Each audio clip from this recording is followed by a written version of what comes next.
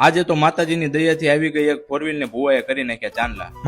મહાદેવ તો સ્વાગત છે આપણા નવા મિની વ્લોગમાં। તો સુરત થી અમાર ભોલુ કાકા રોહિત ને માલદેવ આવી ગયા કારની ડિલિવરી દેવા અને ભુવા દાદાને બોલાવીને કરી નાખ્યા ચાંદલા।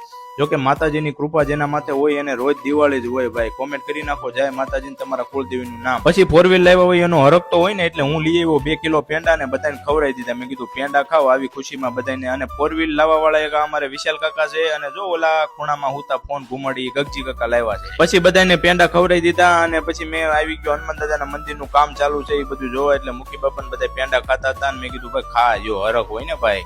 પછી ત્યાંથી આવી ગયો સીધો હોટલે, કેમ કે આઈટમનો બધો હિસાબ બાકી હતો, એ હિસાબ કરવા આવી ગયો। ભરતભાઈ કાકા વહીવટ કરતો હતો ને હું મારી રીતે બધા ખર્ચા લખતો હતો। પછી ત્યાંથી બધું કામ પતાવીને આવી ગયો હું લાઠી, અને આ છે અમારે વિજયભાઈ ભુવા, જેને લાઠીની મેન બજારમાં દુકાન નાખી છે। જો પિયુષભાઈ કે આ મસ્કા મારે। પછી યુકો બેંકમાં બધા પૈસા ઉપાડવા આવી ગયો, કેમ કે યુકો બેંકમાં મારું ખાતું છે।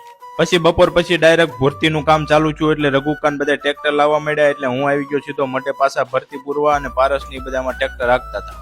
પછી ત્યાંથી વસકાન અને કુલદીપને લઈને નીકળી ગયો ગામમાં રખડવા, કેમ કે આ બે મારા જૂના મિત્ર છે, ભલે નાના રહ્યા। પાછો મુખી બાપાનો ફોન આવ્યો કે તું મટે આવ્યો, પાછું જીસીબી આવ્યું છે એટલે કમ્પ્લેટ આપણે બધું પૂરવાનું છે। હું આવી ગયો પાછો મટે, જીસીબી થી બધું હરખું કરાવ્યું રઘુકાન એમ બધાએ।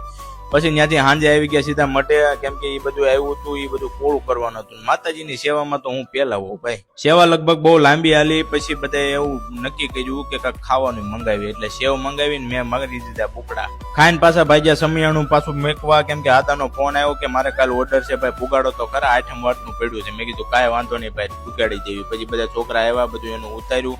બસ આજનો દી અહીંયા સુધી હતો, હવ ડાયરા ને હાલો જાય ઠાકર।